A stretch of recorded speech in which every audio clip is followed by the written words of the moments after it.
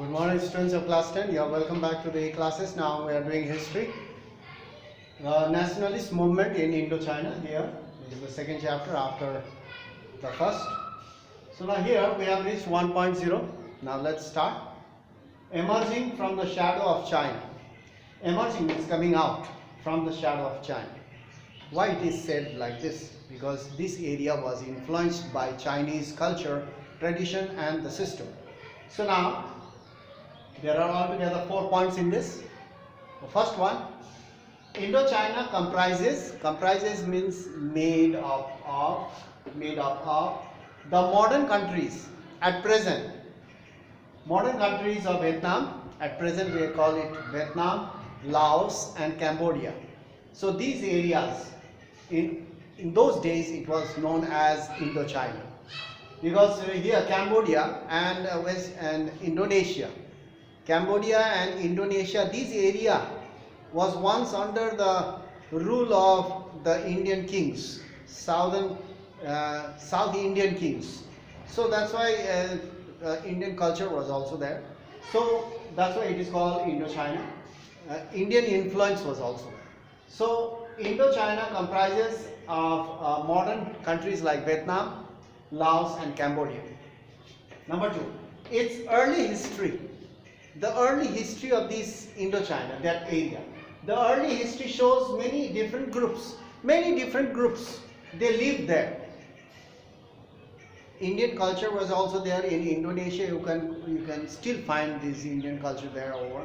So because South Indian rulers,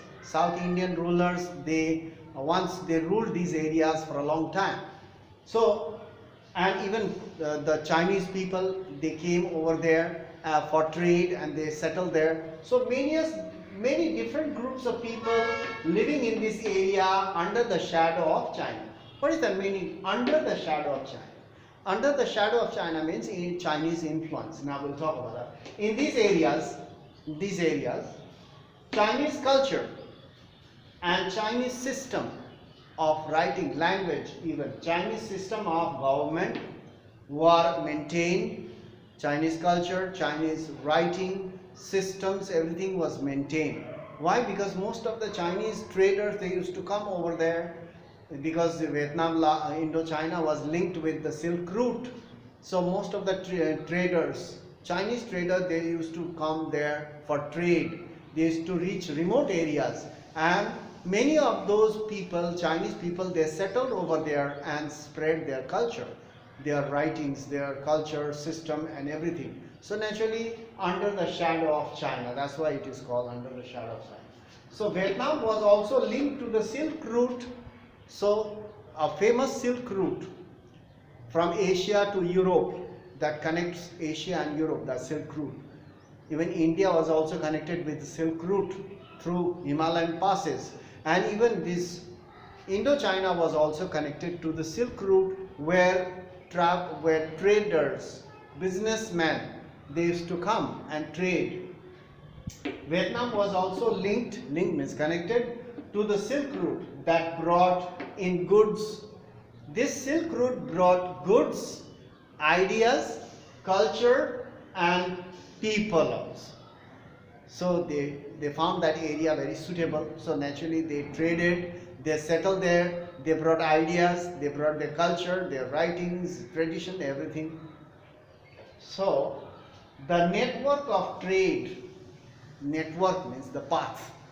The network of trade connected to the hinterlands. Hinterland means remote areas. The traders used to reach remote areas in Vietnam, Indochina. This area is mountainous. There are no plains. Most of the area is covered with full of mountains, high mountains. And here the people live in mountainous regions, in remote regions. These traders used to go there to buy and sell, especially to sell goods. And many of them settled there. So it is connected to the hinterlands, remote areas where non-Vietnamese, in these remote areas, non-Vietnamese, they were not the original people of Vietnamese there. Non-Vietnamese people such as Khmer, Cambodians live in those remote areas. Khmer Cambodians lived, and there also new ideas, culture and tradition reached those hinterlands also, hinterlands or remote areas where non-Vietnamese also lived.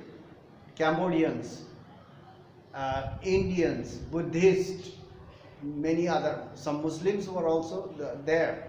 So various type of people lived in those remote areas, and the trader used to go from one remote area to another remote area to sell their goods. And not only they sell the goods, they brought ideas, culture, tradition, language, everything. That's why it is called Under the Shadow of China. So now here, number 1.1, colonial domination and resistance. Resistance means to stop. Today we'll do on the 3 points here. Next class we'll continue more.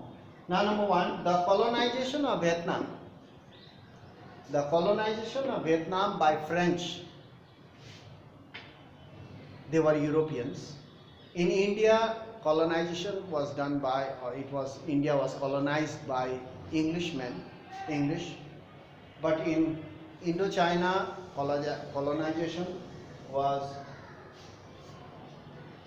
colonizers were French. So the French colonized Indochina and brought the people of the country into conflict. The people of Indochina, Vietnam especially, the people of Vietnam, they began to fight. They brought conflict with the colonizers in all areas of life. All areas of life, everyday life. The Vietnamese people started revolting, started struggling against, or they started revolt against the colonizers. It brought conflict between the Vietnamese people and the French after Vietnam or Indochina was colonized by the French. Number 2, the most visible form, which you can see, the most visible form of French control was military. French brought military and occupied, whereas in India the British, they did not bring soldiers. They recruited soldiers over here. They came here as traders and later on they were occupied. But French, they took the soldier there and occupied forcefully. So it is the most visible form of French control was military and economic domination.